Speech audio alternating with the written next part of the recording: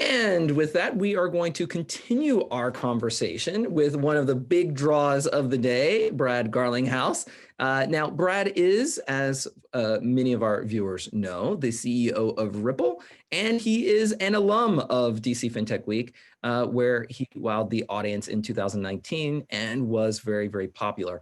So I'm delighted to have the opportunity to get his views on not only our earlier conversation on CBDCs, but also the evolving regulatory environment more generally for cryptocurrencies and for blockchain projects. Brad, thank you so much for coming back. Chris, it is great to be here again. The two quick short comments. One is I'm amazed every year. You guys do such a great job. That last panel, I think, was indicative of the caliber of people and the caliber of conversation. So congrats. The second thing I think it's worth noting, it is good to see you again. It's been a year. And in some ways, I think it's just interesting to think about how much has changed in that year. And in some ways, as I think we'll probably discuss in our discussion today, it's amazing in some ways how little has changed. And I particularly think about some of the regulatory stuff here in the United States when I say that. But it's great to be back. Great to see you again. And thanks for hosting me. Well, this is great. Well, I think you're already kicking off a good sort of line of conversation. I mean, a year ago, when we were here in Washington, D.C., we were talking a little bit about Ripple's move to our nation's capital. And as you said, there's certainly been a lot that has changed. And then there's obviously been a good deal that hasn't. Obviously, the coronavirus has impacted everyone here in the city and around the world. But beside sort of that particular exogenous event, I mean, what have you learned and seen about Washington? You're getting to the regulatory issues that you may not have either learned or known or fully appreciated, and what has sort of struck you to be the most sort of memorable aspect of this last year? To get that last part, kind of caught me thinking the most memorable aspect. I might have to think on that for a minute, but the thing I probably learned, I think Silicon Valley in general has had a deserved reputation of being kind of late and engaging in Washington. And I think in some ways, the crypto community in Washington, hasn't been as active. And I think as we, Ripple, certainly have gotten more active, I've definitely learned some things. And in some ways, I've learned that the US, from a regulatory point of view and from a legislative point of view, is very open to new technologies, is very open to how these technologies can be applied to benefit real people. Not just the trading, not just the speculation, but actually how do we apply these in a way that actually can benefit people? And certainly that's been true for Ripple. I've also, I suppose, to be fair and maybe a little glass half empty, the wheels of legislative process and even regulatory process move quite slowly. And it's been 2.5 years since Bitcoin was declared not a security and Ether was declared not a security, and yet, other than some enforcement actions on the more I'll call abusive side, we still have a lack of clarity, and there's lots of examples of that we can talk about.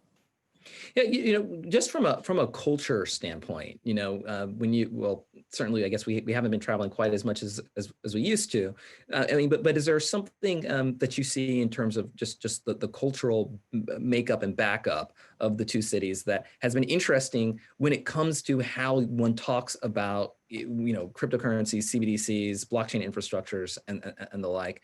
I've always made the joke that when it comes to crypto, Silicon Valley makes it, New York trades it, and DC regulates it, and they all have problems sort of talking to one another. I mean, is there something about it that you've seen, and it plays itself out either in the regulatory process or in California out when it comes to the market sort of design process? Look, I've been, over the course of the last year, in the last couple of years, I've been kind of outspoken on some of these points. I've been in Silicon Valley for 20 plus years, and I've been, I think, part of the fabric of the evolution of the internet. And it's interesting to me sometimes that the Silicon Valley community sometimes I don't think fully appreciates some of the things it could do better. Expressions like move fast and break stuff. Or even Uber's approach at times, I don't find that to be as constructive as it could be. And I think that has informed and that has created a culture at Ripple of, we have very specifically tried not to be, quote, disruptors, but rather, how do we be constructive? How do we work with the system? How do we work with regulators? And that has really paid dividends for us in many countries around the world. And I think that we have seen, an incredibly positive reaction, incredibly positive engagement from regulators around the world. But as we've already talked about, in the U.S., I think it was last week or the week before, the Department of Justice put out a 70+ page paper about some dynamics in crypto, and in the document it references 8 different groups within the U.S. government that have some sort of opinion about how crypto should be viewed, how crypto should be regulated, and the challenge is for companies operating here in the United States. It's really hard to know. You can't have regulation. It's a guessing game. We at Ripple take it very seriously. We take the KYC requirements, BSA requirements, AML requirements very seriously. But when regulation is a guessing game and you have different parts of the government saying different things, that makes it really hard to operate here in the United States.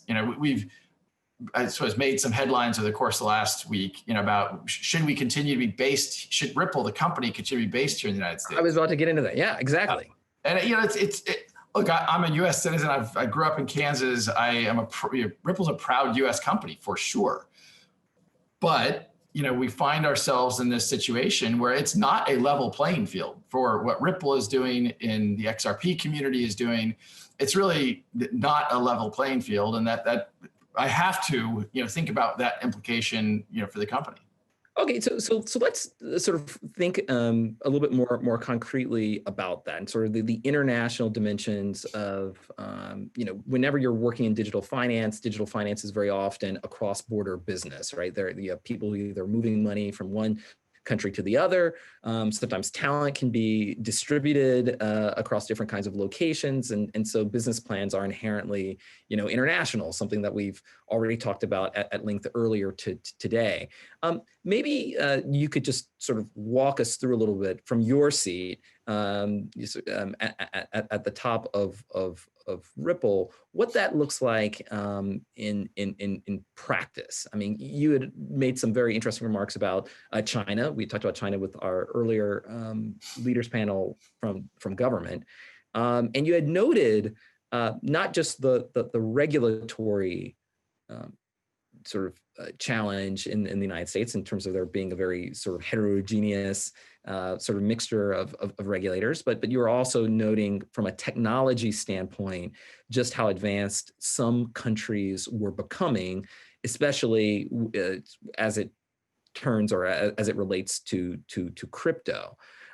What does that mean for a company like yours that's working really at the sort of cutting edge of digital finance? I mean, what does it mean in terms of the friction and the choices that not just Ripple, but really any company that's dynamic has when trying to decide where to do business, how to do business, and what kind of cost reward trade-off is in that mix? Right. So I think, like any investment, you think about how do I maximize potential upside, but minimize risk. And I think that when you have certainty and you know how to invest, then that minimizes some level of risk. Your earlier panel was talking a lot about China. I loved the Book of Genesis reference. The way I think about the China dynamic, it's not that I disagreed with the panelists, it's that I think about it a little bit more broadly. It's not just about CBDCs. When I think about this, China has been incredibly strategic. When they look at crypto and they look at blockchain, they've been very strategic. Premier Xi has actually come out and said, blockchain investment is, a critical priority. And they have made huge progress on the CBDC, just airdropping 10 million of their digital yuan to citizens in Shenzhen. It's like they are making real progress here. And I know that the previous panel, I think, fairly kind of says, well, look, it's not really about who's first. It's about how does it mesh well. But we got to also remember, it's not just what China has been doing to the CBDC. Today we sometimes gloss over the fact that there is risk, and we talk about centralized and decentralized in these various technologies. Bitcoin mining is 65 to 75% controlled by Chinese miners. And I think it's hard not to argue that the Chinese Communist Party does not have the opportunity to have control there. I'll take kind of I suppose, alarmist point of view, but what happens if Premier Xi loses $1 million in Bitcoin? You don't think that the Chinese Communist Party has the opportunity to affect a change to the Bitcoin blockchain and make a reverse Premier Xi's $1 million loss of Bitcoin that might have been hacked? So I think that's true for Bitcoin, that's true for ETH. That's of course leaving aside the massive energy dynamics and pollution dynamics, what we see with Bitcoin and ETH. But it's concerning to me that we here in the United States have given those technologies an advantage. And it goes back to the certainty of the investment you're asking about. Just last week, I was speaking with a developer here in San Francisco, and he was talking about investing and building upon ETH as a development platform. And one of the reasons he cited is, look, there's certainty and clarity about the regulation around ETH. So would I invest in or build upon a different stack when there's not certainty?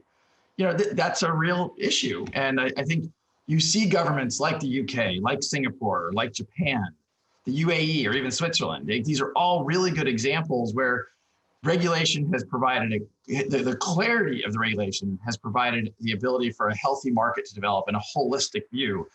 And that I think helps, companies like Ripple, companies that, want to invest in this space.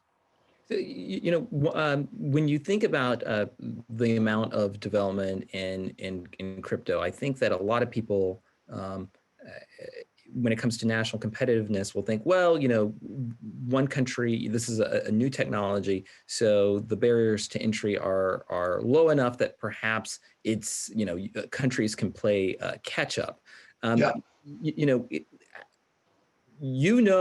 Better than almost anyone, what it takes to be a cutting edge actor in this space.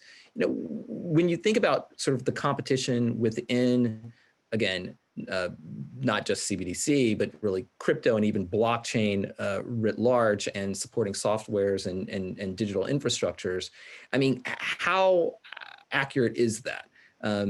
How easy or hard is it for an entrant to play catch up and to be competitive? What does that usually take? I think it's a really important and good question. I think it kind of, as came up in your earlier panel in the context of, is it important to be first or important to get it right? And where there are not network effects, where there are not kind of effects that are kind of the flywheel, then I totally agree that whether you're first, whether you're second, whether you're 10th, the ability to play catch up, I think, no big deal. There are dynamics, though, that kind of what I'll loosely call network effects, where the liquidity of an asset, right? So the fact that Bitcoin is the most liquid digital asset is a good thing. And once you have that, that's helpful to the Bitcoin community. Look, by the way, as much as I get accused of being, anti-Bitcoin, I own Bitcoin. I'm bullish on Bitcoin for sure. So I think that it's important to understand that those advantages that can start because of an uneven playing field, it's not just, okay, now we're gonna level the playing field and it's gonna reset to normal. The longer those advantages are in place, the more the competitive dynamics and almost the moats are created. And I think that's hard to overcome. And I think that's where I think China is looking at a very long, not just a decade out, but maybe a century out, and making sure that, look, these underlying technologies really are going to be the underpinnings of the Internet of Value. And it's going to change the way transactions around cross-border money movement works, certainly where Ripple is focused, but it's going to change how other transactions work as well. And I think China is being very smart and very strategic by investing in this and by having a very significant stake in it.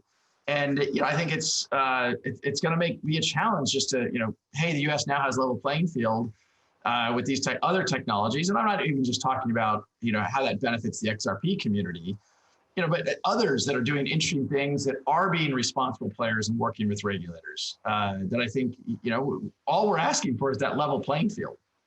It's really an interesting and important conversation. I mean, China is their approach is not only domestic, but they do have and have thought about how do you create sort of a digital infrastructure overseas. There's been a longstanding conversation about the internationalization of its currency, and it's interesting how those kinds of things intersect with how they build out their money. I mean, have you been struck by just how much in this last year, since we last talked at FinTech Week, how much that CBDC conversation has taken off, and what do developments in those pockets of the ecosystem mean for Ripple and for XRP? Well, I have been impressed and frankly even surprised. I have commented publicly. I was at Davos World Economic Forum event this past February or January, I guess, in Davos. And I remember one of the first comments I got when I was there. I was walking down some stairs, and a regular from another country walked by. I was like, "Oh, you're nice to see you." And his comment to me was, "Crypto is still a bad word here." And I thought, that's interesting. I mean, tough way to start the conference. But what's interesting is today, what we have seen and the conversations Ripple is having with various central banks around the world is about 70% of central banks are really looking seriously at this technology. And so I think that is indicative of how that world is changing. Now, that being said, that definitely, I think, is a constructive thing for Ripple and for the XRP community. Just having a central bank issued digital currency still does not solve the dynamic of needing to settle a transaction, settle a payment between the Argentinian peso and the Australian dollar. Having really simple transaction dynamics, both on the messaging and on the liquidity, is still critical to make that work to really enable the internet of value we think about and we talk about. So I actually see it in some of the work we are doing with central banks around the world. I think it's a very positive dynamic. And look, I think it's still unclear to me exactly how central bank issued digital currencies, your last panel talked about this, what problems are they solving? Is it circumvention of some of the existing commercial banking infrastructure?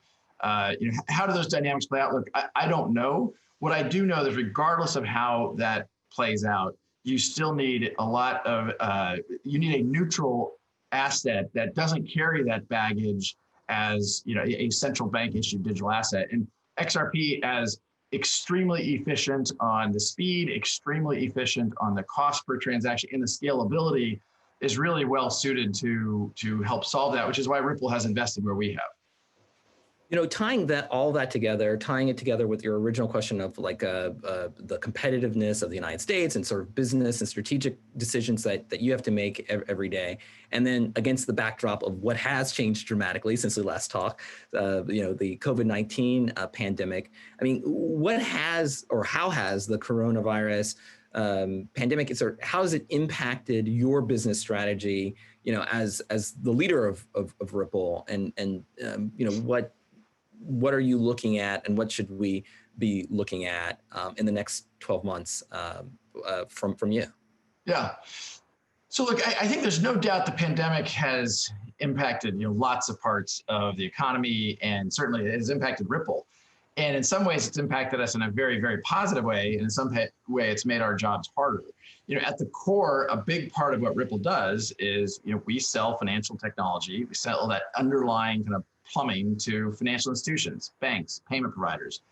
And, that certainly, we've continued to sign up a lot of new customers, and still averaging kind of, about 2 a week, which is great. But that is a little bit slower than we were at the beginning of the year in January, and that is a lot because if you can't show up to the Bank of Chris and the Bank of FinTech Week or whatever we want to call it, it makes the sales process a little higher friction. Now, on the other hand, the dynamics of the pandemic have highlighted some of the huge gaps in our financial infrastructure. From moving from cash to digital, and I think it highlights how some of the unbanked and underbanked have been left behind by what's happening globally, and so. That coupled with massive inflation of fiat currencies, that's really good for the crypto industry at large. It's not at all a surprise to me to see that the broader crypto market overall, according to, the sources I think you and I both looked at, it's up somewhere around 90% this year. And I'm pretty bullish about what the next year or two or three looks like for the crypto market at large. And that's largely because when you print as much fiat stimulus, fiat currencies as we're seeing globally, that will lead to inflation. It does devalue those fiat currencies. And so I think you obviously gold doing very well, you see crypto doing very well, and I think that'll continue to be the case. We only have a minute or two left, but I did want to, when we were talking about the different cultures of the East Coast and the West Coast, and you're talking about financial inclusion, one of the things that I did notice, and I've been, which certainly has caught my eye, is that Ripple's been a little bit ahead of the game, particularly when it comes to conversations on diversity, and actually called out pretty explicitly Ripple's intent to diversify its board. From people here on the East Coast, maybe in Washington, D.C. and in New York, this sounds a lot like something that's not just sort of morally justified, but pretty good business. But why, has it been harder, to have that conversation, culture-wise in Silicon Valley, and just wrapping things up? I mean, what made you feel like this was the right call and worth making sense when you're sitting here navigating CBDCs and cross-border payments and competitiveness of the United States and regulatory issues and the like? Chris, I'm glad you asked about this. As I mentioned earlier, I've been out in this part of the world for 20 plus years. I've seen the tech community kind of go through a number of different undulations. And the thing I feel very strongly and kind of very deeply as I think about the Ripple culture is I think we have actually an obligation to lean in. I think we have an obligation to be a part of the solution for some of the macro problems we see. And, I think that the saddest part of that for me is I see tech companies that I think have, if not, well, at best, they've exacerbated some of those problems. And so we have, I think, from the origins of the company, tried to lean into that. One example I'll give real quickly, and I know we're running out of time here, is, we made a big announcement recently about going carbon neutral and making sure the XRP ledger is carbon neutral. And, at the same time we're making those announcements, I find it interesting that, Square is out there exclusively supporting Bitcoin, which, again, I think let's remind ourselves, Bitcoin mining consumes 1% of global energy consumption. Wow. How can a company, and I think all of us at our corporate environments, I think Square should be thinking about what is the carbon footprint of that decision. Now, I happen to know that one of the reasons why Square looks at that way is because there is regulatory certainty about Bitcoin. And as we look at other companies looking in the space, they look at what is the regulatory certainty. And so it's ironic, in my opinion, the US has made decisions which are actually exacerbating things like global warming by virtue of supporting, this heavily mining intensive stuff. Anyway, I know I'm a little bit off your core question. Suffice it to say, Ripple has and will continue to invest in making sure we have diversity at all levels of the company. We've been really fortunate to have some fantastic women on the board. We did join the recent pledge to add a person of color to the board of directors, and we are working on that very actively right now, and hope to have an announcement soon. Well, congratulations, and thank you so very much for your time, Brad, both from last year and also showing up again this year. It's really interesting, and as always, I learned a lot. Chris, thanks for having me again. Hope to see you next year. Absolutely.